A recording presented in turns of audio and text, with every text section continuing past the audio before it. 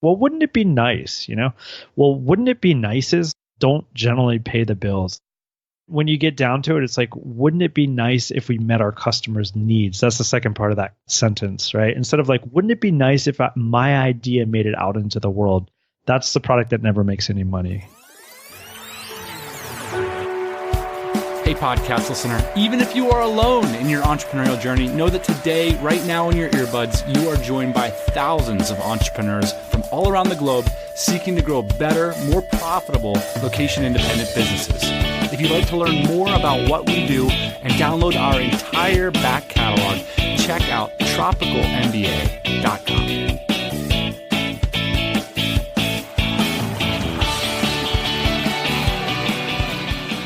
All right, welcome back to the podcast, Boss Man. Are you audible? I am audible. Here I am. We are going to talk about today 5 insights that we've had from running our new company for the past, I would say 6 months. 6 months is a time frame where we've been taking Dynamite Jobs seriously. Do you think that's fair? Well, in the beginning, you just don't know, right? And I think we still just don't know. We started to pour some more gasoline on it, started to put some more resources into it, started to get some more information. So, the Seth Godin dip, we're still like very much falling off a cliff. Yeah. I mean, we're not even in the dip, dude. We're in early days, not making much money, trying to figure out what's what. We are going to share some 5 of the what's, so to speak, 5 things that we've realized about starting a productized service from scratch. And after we do that, we're going to talk about 3 thoughts on how the remote hiring process, so how you're building your teams, is totally effed. Okay, there are a lot of problems that we're seeing in the hiring process. Not necessarily clear on how to profitably solve those problems, boss man. It's certainly clear how entrepreneurs are getting a raw deal in terms of building their remote teams.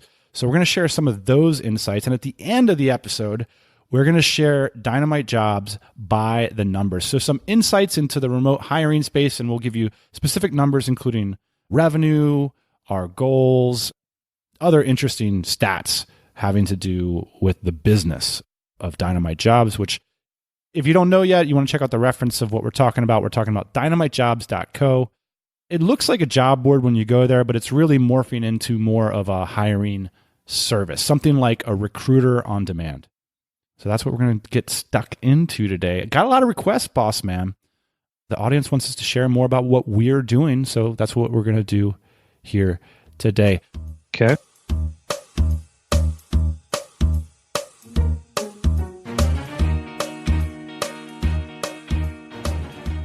The first insight, Ian, is that the most profitable marketplace that we've observed isn't the one that we're good at serving. And I think this is a typical tension in new businesses, and one that has been a weekly conversation with our team, is we look at these larger tech companies that are established and how much money they spend on remote hiring. It's a very big marketplace, addressable market. But we kind of just suck at helping them right now.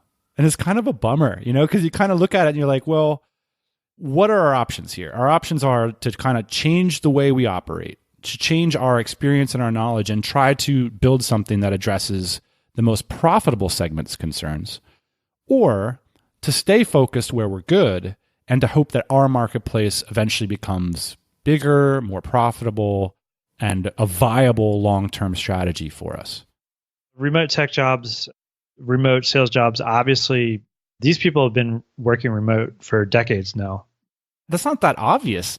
I should point that out directly, though, Ian, is one of the things I've discovered personally is that sales jobs and technology jobs have been remote for over a decade. I think decades. Exactly. So you've got a whole industry that's there serving those people. And now what you've seen over the past 5 years, especially over the last 5 months, it feels that like this is really heating up, that basically every functional area of a company is getting broken down and going remote. And that's operations, that's marketing, and that's customer support, and everything to do with all those things. And that's basically where we're situated in the market. That's where we're good. That's where we're helping people. And the reality too, Ian, is that Smaller companies are the ones that are experimenting with this format. So it's the bigger companies that are like, yeah, if our technology or salespeople want to be remote, that's okay. But of course, we're not going to let HR be remote, you know?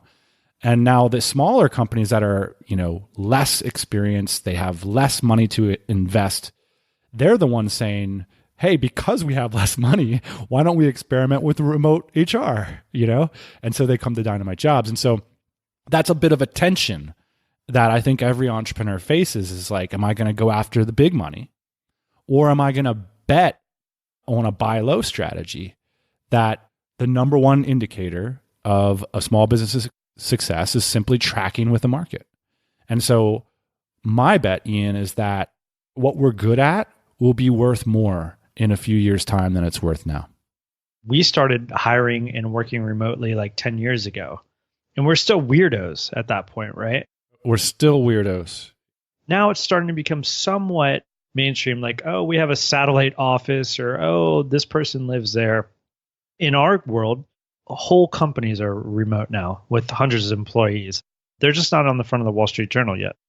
That's the bet that we're making, is that basically this isn't a trend.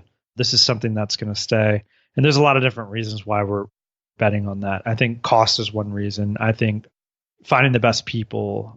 There's a number of different reasons why we're betting on this, but we see it. Yeah, we have an intuition too. We see it and we lived it. Exactly. So that's not to say that we're super confident about this. I mean, we've had many debates in the company about why don't we build something for these people? And I think there's two legitimate different approaches to building a business. The first is to be a bit of a disruptor, right? You look at like the banking system and you're like, man, wouldn't it be great if like traditional banks had like this new technology that allowed them to serve their clients better? And then you go build that. The other approach is to basically tie your sleigh to a comet. And that's like, and say, oh, screw the banks, I'm going to build something for Bitcoin. And essentially, that's the tension I'm seeing here, is that it's tough because, no one knows if crypto is ever really going to take off, but you sure can look at those banks and say, man, there's a lot of money there. And the same is true every day that we see in our business. It's like, man, there sure is a lot of money in these like entrenched tech companies, but we just don't have a path towards disrupting what's going on there right now. And also, I'll point out that these established industries like tech recruiting for remote jobs, they're also the most competitive because they've been around the longest. We're in a less competitive marketplace because it is more immature. And I think there's some advantage to getting in early on that. And, the disadvantage is like sometimes things like this never work out. All right. So the second insight, Ian, that we've had about running a productized service or a new business, you could say, for 6 months now, is that paid customers are much more motivated and are just better to work with than customers who get it for free. Now, is this really a new insight, Dan? I'll tell you what, because it's one thing, Ian, to see it out there. It's another thing to feel it in your bones and to see it and to experience it. And it is a business cliche. It is an entrepreneurship cliche. It's something you've heard on this show before, that the behavior you're going to see from paid customers is so much different from that of people who get your services or products for free. The reason that this is sort of uniquely apparent to us in this particular business is Dynamite Circle members receive Dynamite Jobs services for free. So Dynamite Circle is our private community of business owners. A lot of them are looking to hire remote. That's right. And so we provide these services to them for free because they're members. And we feel like that's a wonderful benefit to them. And we get the benefit of their wonderful jobs and we get to learn from them, and win-win. Now that's all good. And they don't have to be, model clients or whatever. But the problem is how the process treats the candidates who are applying for the jobs is really important as well, because these candidates are an enormous asset to Dynamite Jobs. The whole thing is having great people ready at hand who get it, who can plug and play into your business.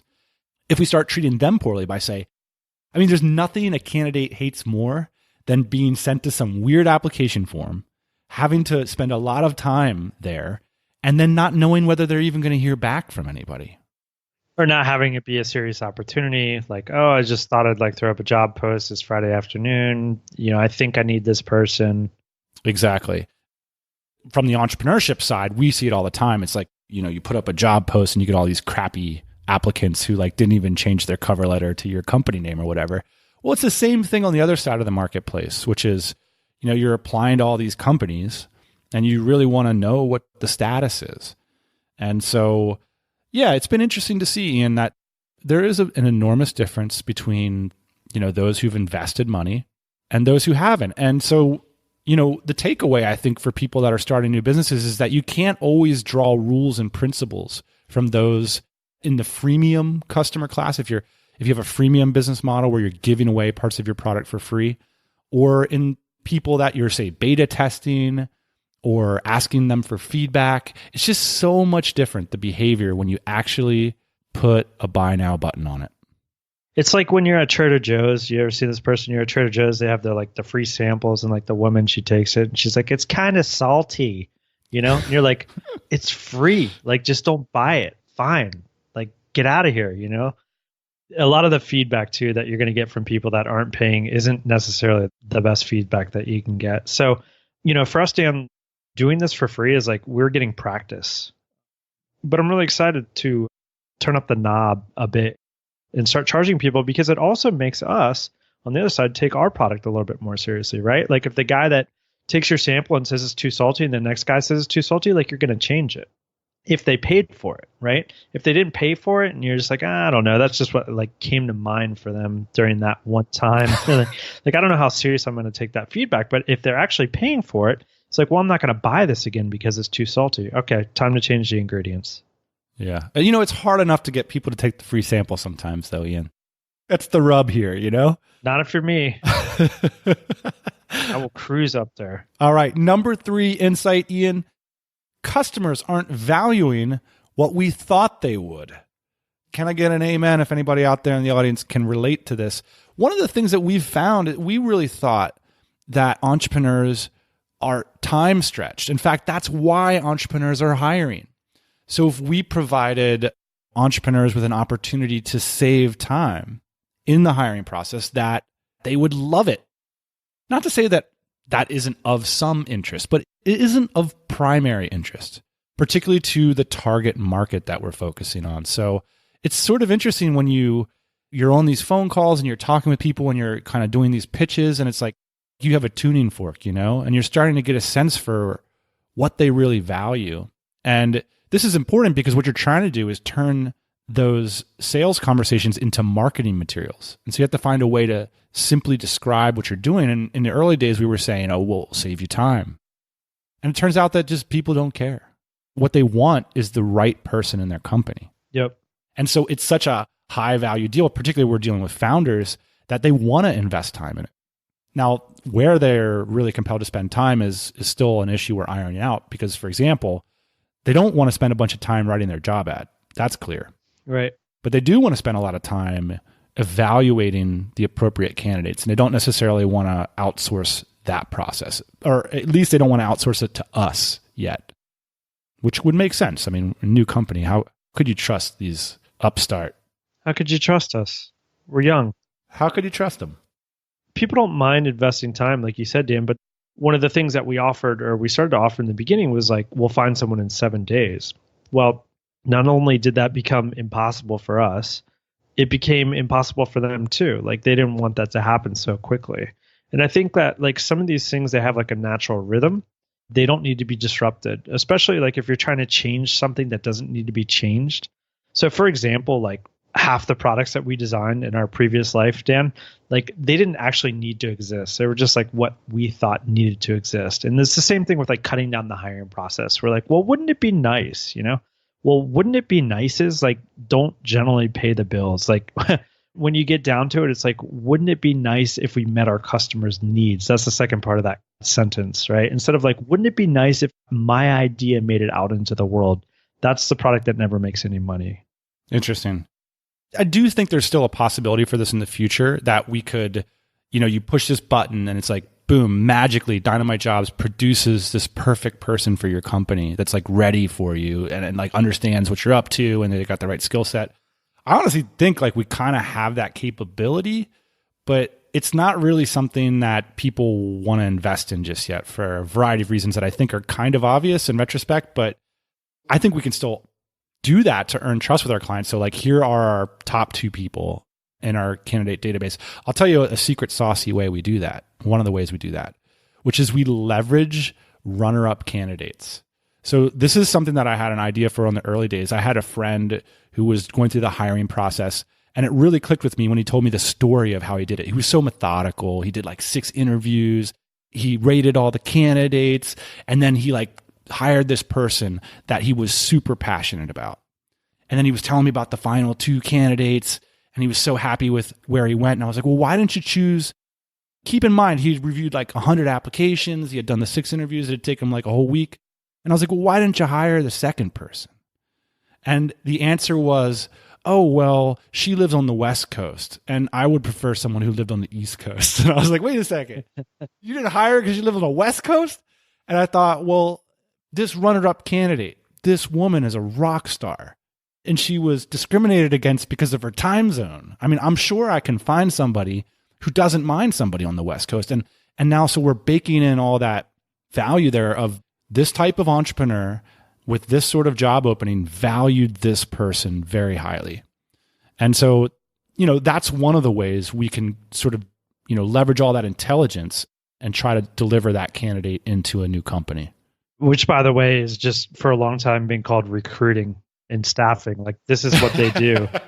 Yeah. It sounds silly, right, Dan? But we're actually like learning about that through our process. So like we had a vision, we went out, we started doing this, and then we learned about recruiting and staffing through that and like what happens to runner-up candidates. And, what you're talking about, the West Coast bias, that person is very valuable. So valuable that they made it to the number 2 spot in this company. And it just turned out that bias didn't happen to work out, but that bias is real for that company. Like that's a real constraint for that company. Doesn't mean that person isn't valuable, but this is actually the reason why we pivoted from a job board to basically a placement service. Because on a job board, there's hundreds, if not thousands of jobs posted there, but the applicants only exist on their own computer and on that application. Like they don't exist in some kind of database on that job board and get filtered over to another job, basically what recruiters do, right? That's kind of the nexus of our product right now, keeping that candidate and pushing them over to another opportunity. Okay, so can I interrupt you to move on to our 4th point, which is, I think you're dishing the lead on the 4th point here, boss man. Yep.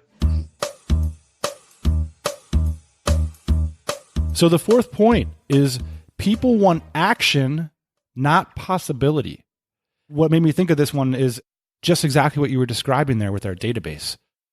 What do we mean by people want action, not possibility? Early on in our process, and still, we have a place on our website where you can go and you can fill out all your information. And that means that you're going to be added to our database. So instead of applying to a job, you just input all your information, then we look at it, and then we send you positions that you might be qualified for, essentially. That's like a possibility. And it works, by the way. I mean, we've had 2,000 people basically fill out a LinkedIn profile, something akin to a LinkedIn profile that describes to us things that we think are useful to place them in remote companies. So it worked. It's working. It totally works. And it might become the most important page on the site. I'm not sure yet. But that's possibility, right? So it's like, if I fill this out, maybe sometime in the future, like I'll get a job or I'll get a call or like something will happen. Yeah. And then the other side of it is action. So it's like when you apply for a job, there's not only possibility, but there's action. So it's like there's a next step. Like I got a call. I didn't get a call. Something will come next. Whether you'll get denied, you'll get accepted, whatever it might be. I think that the difference, Dan, is just like understanding why people want an action versus like a possibility. Coming to a website and saying like sign up for like the chance to go to Disney World or the chance to like win this cruise versus like sign up and this will happen.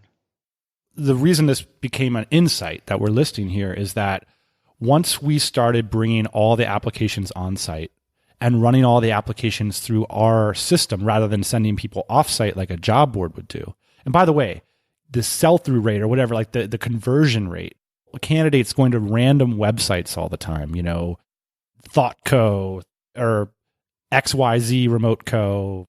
You're not going to get as much conversion than if you have a steady partner like Dynamite Jobs so this is one of the things we realized. We brought everything on board, and by then following the way candidates apply to jobs and taking that information and making a database profile from them, we've had a lot more success. We're getting better information and we're getting a lot more information from a lot more candidates. So that's sort of the punchline here, is that when we were just doing old school surveying, it wasn't nearly as good as actually just monitoring the behavior of users and then using that as their profile. And one of the ways we do that is like we follow up with people. So if we see that people got to the interview stage, we ask them how it went, and then we ask the entrepreneur how it went, and then that becomes part of their database profile. So this person is the runner-up to this particular type of job. Heaven forbid they live on the West Coast.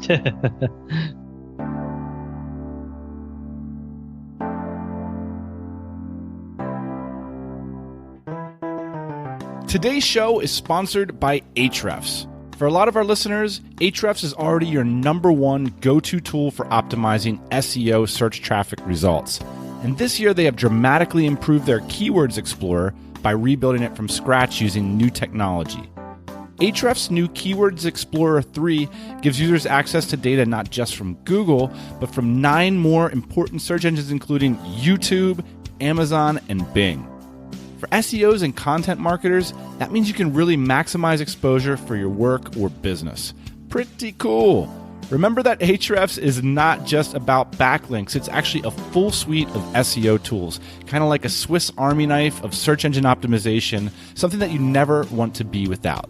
So whether you need to run a technical site audit, do competitor research, or identify high-value keyword opportunities, Ahrefs is the tool you need, something I so wish I had back in my days as an SEO.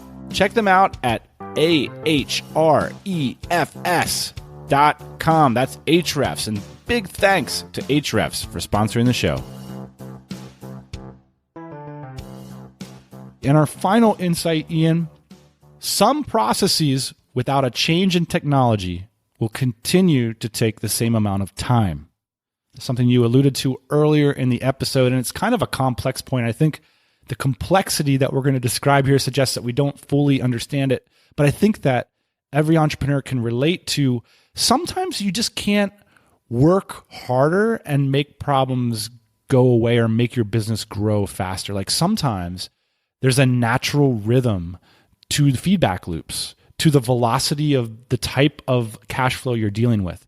And it might just depend on very entrenched, simple things like people have to come to work and open up their email in order to respond to emails. And so, you can work as hard as you want all night long and invest all the money on your ad campaigns, but you still got to wait for people to respond to things. And there are areas of business where you don't have to wait, for example, and there's a lot that do. And the point here is that you can't always just work harder or spend more money and expect to speed everything in your business up.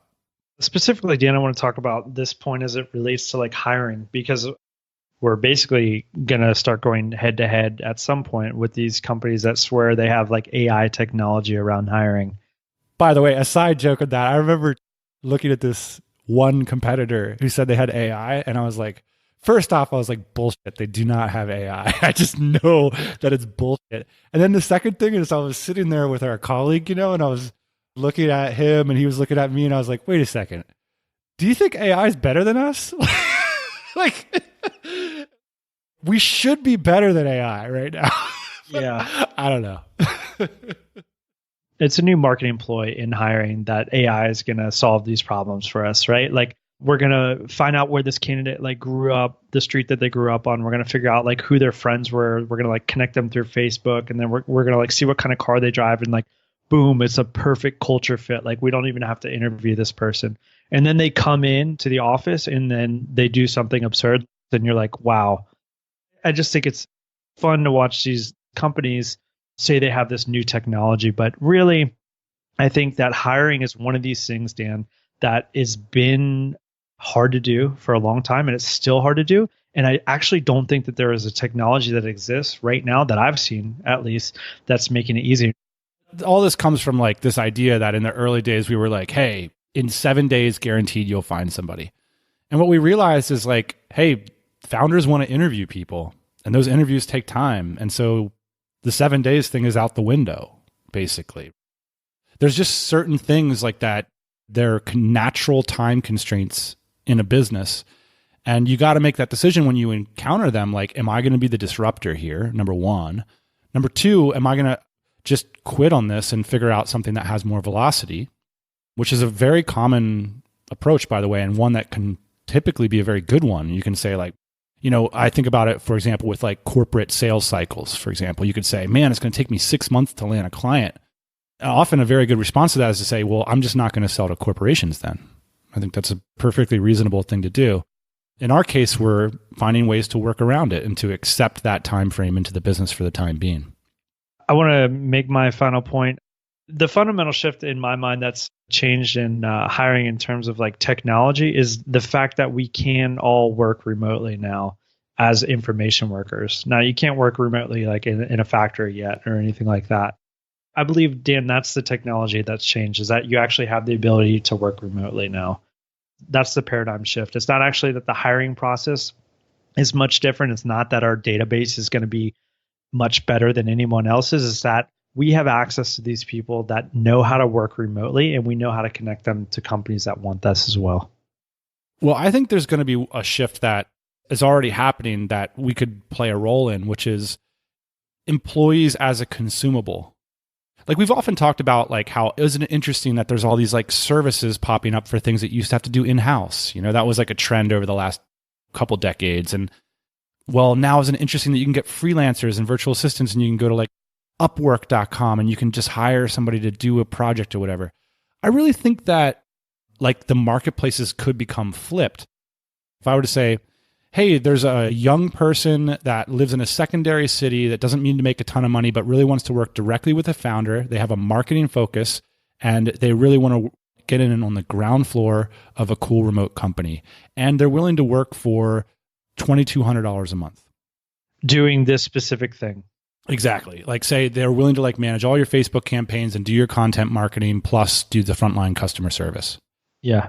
We could just go through all these different like prototypes of people. And if that person actually existed, I'm willing to bet there's a lot of listeners to the show right now that are like, man, if I knew that person existed and was willing to start working next week, I would say, yes, like I have that money. The problem is in the definitional work, right? Or the headaches that you get if you go to these freelancer sites and dealing with the problems that come with that. But the freelancer sites are onto something, which is employment as a consumable. Something, in other words, it's the job boards get flipped and the candidates are auctioning themselves off. It's like, hey, I'm looking for a 2 to 3 year horizon career with a remote company. I got an operational focus.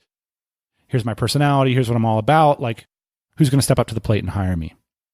I mean, that's one of the things that we've been kicking around is inverting this marketplace. One of the things we're kicking around, but also just like educating entrepreneurs about the opportunities out there. So if you knew, for example, that like you're one job ad away from getting a $1,500 a month Facebook ads manager or social ads manager, and like that was a thing that existed in the world that you could invest in, I think people are going to start stepping up to the plate. And that's one of the cool things about this business. And you can tell I'm a little bit excitable right now, which is that these job categories are brand new. Like these careers didn't exist 5 years ago. This is a term I've been kicking around, and internally I call it the $2,000 operator. And in my mind, like in our small little community, this person has replaced VAs. When we first started this podcast, the whole thing was like, man, go to the Philippines, go to like Eastern Europe, whatever, like go to your country of choice, country du jour, and hire a $500 VA. The promise of that really never quite got fulfilled in our community. And this is the story of the tropical MBA, actually, which was what actually happened was people that wanted to work remotely were better, and they were willing to work for less. Those are the people that are staffing the TMBA style businesses now. They're not VAs. This is not companies run by VAs. It's companies run by $2,000 operators. And of course, they don't all make $2,000. But as you start to flesh out this concept, and it becomes a thing that we know about, and you know where to find them, and you know how to purchase and invest in that. It's certainly been game-changing for these sort of early pioneering type of businesses, but I think those people are the future.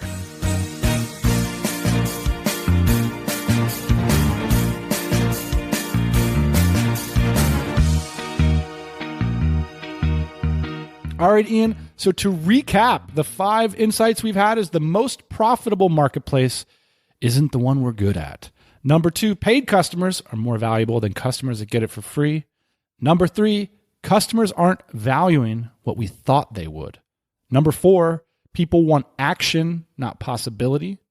And number 5, some processes without a change in tech will continue to take the same amount of time. Maybe we could call that velocity as a constraint in your business, or time as a constraint. What we want to do now is we're going to share some stats about Dynamite Jobs at the end of the episode. But first, I thought we've been in this position where we've seen so many hires happen over the last few months that we're starting to see some themes about how this can get messed up for entrepreneurs. So if you're growing your remote team, some things to think about and to avoid. Number 1 is that this episode, Dynamite Jobs, and this opportunity wouldn't exist if entrepreneurs knew how to market their company effectively and define their culture. Now, why entrepreneurs don't do this is obvious to me. It's expensive. It's difficult. Most of us can't even do it for our products, Ian. That's the reality. Is most small businesses never get to the point where they have an effective marketing funnel. Yep. They just stay forever in the sales, on the phone, in person, referral mode. Because getting to a point where you can distill your message such that people can move through it and understand what's going on is so very difficult. The reality is that the same sort of marketing is required to get great people into your team. We've come across a couple of these companies that we've tried to basically hire for them, and they're like, F no, we know exactly what we're doing. There's no way that you could possibly know more about our culture than we know. And like, we want to control that 100%. And you go to their sites and it is clear, like people seek out these companies to go work for them. They're like, oh yeah, one day I'm going to go work for this company. Well, think about it. It's almost like an experience to go through the hiring process. And that's like the gold standard. The gold standard is like, I applied to Harvard and here's what the process was like, or I applied to Google, or I applied to be a CIA agent. And people have stories of what that experience is like and why they wanted to be a part of that culture. And most importantly, and simply for the takeaway of entrepreneurs listening today, they got follow-up. Like they were thanked for applying. They got told whether they got hired or not. Maybe they even got feedback on why they didn't get hired. That's invaluable for candidates. And it's rare, right? It's rare to apply to a company that actually knows what they want. I mean, most of these companies that are putting jobs out, they barely know that they need that position filled. If companies actually knew how to market themselves, their opportunities, their products, their companies, they wouldn't need us. People would come to them, but that's not the case. I'd say that's like less than 1% of the companies out there know how to do this. And this is something that we've talked about since the beginning of time because we actually learned how to do this pretty early with the Tropical MBA. I mean, most of the jobs that we've filled, Dan, in the last 10 years have come from us putting up a blog post at the Tropical MBA and having people apply and hiring them from there. That's very rare. Like most people, they go to some place like dynamitejobs.co. And enormously expensive, right? Like, yeah, going to Dynamite Jobs is $500. Building the Tropical MBA is a lot, is super expensive. But here's one clear takeaway that everybody can start doing today is everybody's dropping the ball in terms of setting expectations for how people should apply and how people should present themselves. Even things as formatting, like, how you want them to present the information. It slows up the whole process. Mm-hmm. So streamlining that is a big opportunity for us, but also for every entrepreneur to just have laser clear expectations and ideally simple. How can you ask the least to separate the wheat from the chaff, right? It's not like write a whole cover letter and make a 5-minute video. And it's like, maybe save that for the second phase, Like the first phase is like, what's something simple that people can present to you that you can make a decision about whether they're to the next level or not? And this is difficult, but important, so point being like hiring managers should make it more clear how their candidates should present themselves. I think in the past, Dan, it was like more clear when it was in person, right? Yeah. If you're like, hey, we're like a pretty casual company and like homeboy shows up in flip-flops, you're like, dude, not that casual, you know? And the guy shows up in a three-piece suit and you're like, man, you're really trying to overcome something here. Like, I get it. Like, you're an overachiever. It might have been like a little bit more obvious, like in the past, because that process was pretty obvious. Now the process isn't so obvious, right? It's like, oh, I have a YouTube channel, I have a Facebook channel, I have my own website, I have Twitter, I have all this stuff. Like, what's important? It's like we're taking that old paradigm and entrepreneurs just are doing hiring the same way they always did it. And it's just not good enough. And this is related to our second screw up, Ian, which is compensation is so much bigger than just a number. When you're posting an old school job ad on Craigslist and you're in, say the San Diego metro area, and it's like entry-level marketing, I'm going to pay $35,000 a year, and like, here's the tasks. And it's just this lazy approach. It works when people are confined to a geographic location and everybody understands what marketing means and everybody gets like where $35,000 is going to get you. And it just doesn't work online.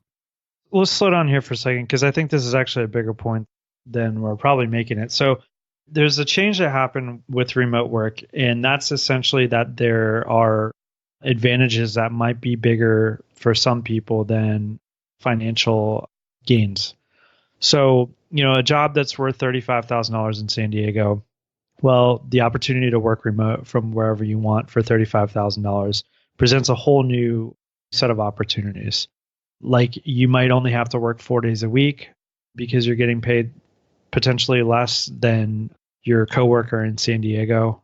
You might get the opportunity to go to retreats. You might get the opportunity to get 5 plane tickets a year. I mean, whatever the compensation package might be, you get to work directly with the CEO.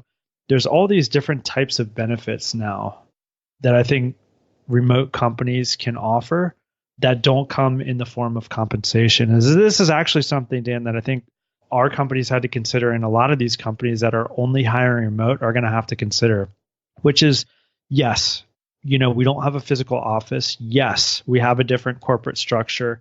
Yes, our overhead is different than our competitors. So what are some of the ways that we can offer our employees the benefits of that? I think it's going to present a whole new set of opportunities, but then also compromises and problems for both the employers and the employees. One example is like the agenda of a lot of remote workers. Sometimes it can come down to something like, my spouse is moving across the country and I want to be with them. Or like, I want to take care of my kids. Or I want to party in Bali, right? There's all these different kind of like lifestyle motivations for why people want to do this stuff as well. And they're baking that into that comp package in their minds.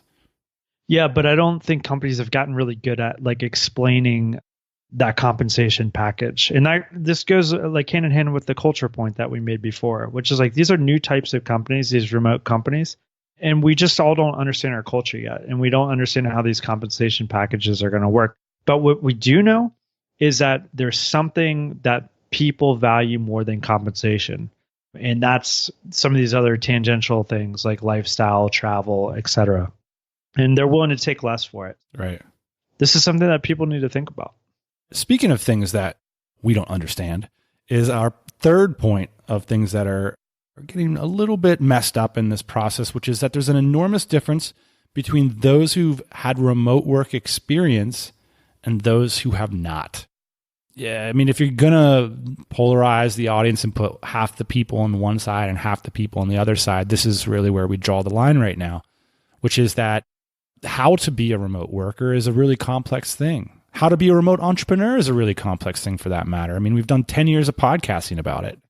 It can be hard to pluck somebody out of the corporate life and introduce them into these remote companies that are less clearly defined. Everybody wants to work remote. That's the punchline. I think if you ask most people, it would come down to, well, yeah, of course I would like to work remote, but I have this constraint or that constraint. Versus the people that have worked remote. Well, yeah, I worked remote for 3 years when I lived in Bali. I think what we're seeing and what we've known for a long time hiring ourselves, Dan, is that the person that knows how to work remote is way more valuable than the person that wants to work remote. And that's because there's like all these factors that go into maintaining a lifestyle of remoteness It's like, what do you do when your desk is virtual? What do you do when you're always moving around? Like these types of challenges, I think they take years to figure out how to be efficient at them. You know what a big one is, Ian? How do you stay happy? A lot of people basically they become friends with the people they work with. Totally. Remote work can be really isolating. When the social apex of your day is like sitting in a Starbucks, that can be problematic for people. There's a lot of these sorts of things that are like, that'll take you some time to even notice it. And meanwhile, they're thrust into a new job and trying to figure out where their apartment's going to be, and they're sitting in Starbucks, and it all adds up to poor job performance, which is really what we're focused on. So those are the 3 ways, Ian, that this is getting messed up. Hopefully we can help to solve them. Ian, before we go, I wanted to leave you with some stats. Let's hear them. So the first one, Ian, is our number 1 key progress indicator, or KPI. The focused metric in Dynamite Jobs business right now is placements. A placement is when we make a successful match and that person goes to work for the company. If you recall, Ian, our goal is to be at 40 a month, 40 placements a month by the summertime. Ooh, I'm sweating and it's not even summer, dude. Do you have an idea of where we're at right now? 8. You're at 8. Yeah, it's in front of you. Yeah. I should have done this differently. We're at 8 placements a month right now. What's the over-under on us getting to 40 by the summer? I think it's pretty ambitious, but the cool thing about this database, candidate database, is that we are tracking the people that don't get placed because they lived on the West Coast or whatever. And so as the database grows, it gets easier and easier to place people. So it's one of those things, I wouldn't say it's an exponential curve, but it's definitely not linear. It'll be interesting to see where we go with that KPI, Ian. The next stat I think is your least favorite. It's revenue. Currently, we're at $1,500 a month. I'd say it's actually my favorite stat. It's your least favorite stat. What is that? It's the one that we probably argue about the most.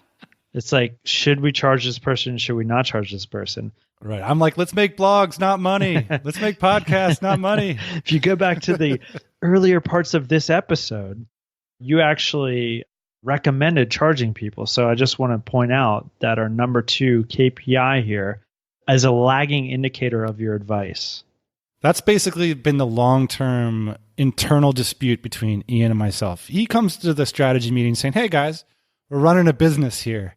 Maybe we should charge people money for the things that we do. And then I'll say, what is that all about? What is this guy? Where's he coming from? Need more practice. Number 3 stat, Ian, is that we have a 57% placement rate right now. So that means, Ian, for every job that we post on the site, 57% of them get fulfilled by one of those candidates in our database. And then the failure rate is due to candidates getting placed from other websites similar to Dynamite Jobs or by canceled jobs. So hopefully we'll get that 57% rate up as our candidate database gets more efficient. A lot of our clients now, Ian, they still post on multiple sites. They'll post on multiple sites, and also we used to post every job. Now we're getting much more picky about the jobs that we actually post on the site. Yeah. So there's going to be a couple different factors that lead to that number changing. So hopefully we can get the 57% way up by the next time we do these numbers.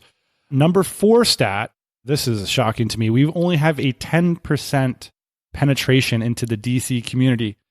What that means is a couple things. Number 1, marketing is hard. Exposure is hard. So for all the entrepreneurs out there struggling to get their message heard, I hear you. I mean, we're in a really excellent position. We have a community. We have events where we go up there and we talk about Dynamite Jobs. But the reality is only 1 in 10 DCers. That's paid customers of Ian and myself. Business owners. They're business owners. We've offered free recruiting services to them, free job postings, free promotional services. Only 1 in 10 has yet taken us up on this.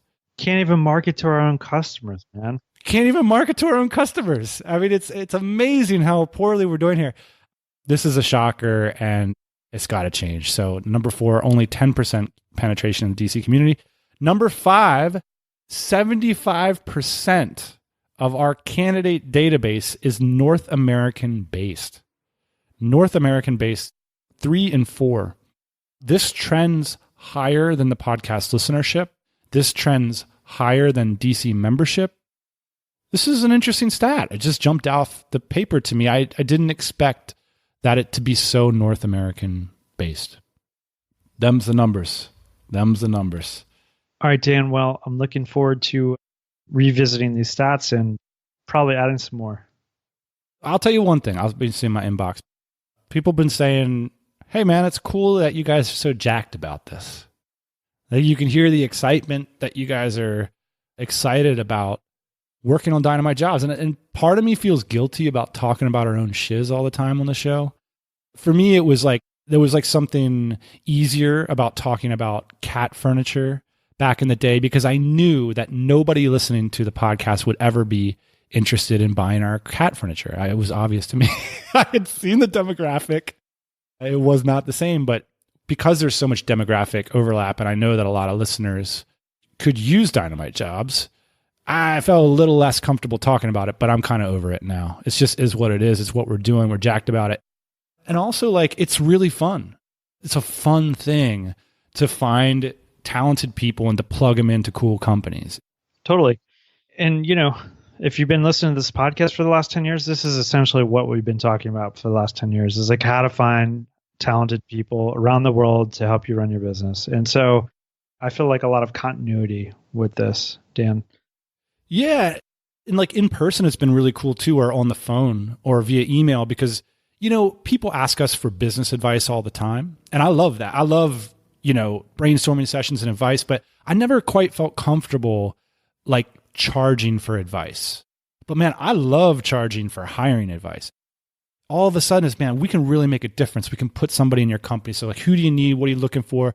I've been doing some coaching on like some of entrepreneurs we've been working with. It's like, how do you interview people? Here are the 2 candidates. How would you decide between 2 of them? And like these sorts of things, it's like, man, I have a lot to contribute here because I've been through this process 100 times. And so that's been really exciting for me personally. So yeah, I am personally excited about this very much. Awesome. See you on the golf course, man. All right, buddy. We'll see you next Thursday morning, 8 a.m. Eastern Standard Time. Hey, thanks for listening to the Tropical MBA podcast. You can go to tropicalmba.com, get access to hundreds of back episodes and all kinds of other goodies. Load up your iPod. That is the cheapest way to fly business class on your next international flight. We will see you next Thursday morning, 8 a.m. Eastern Standard Time.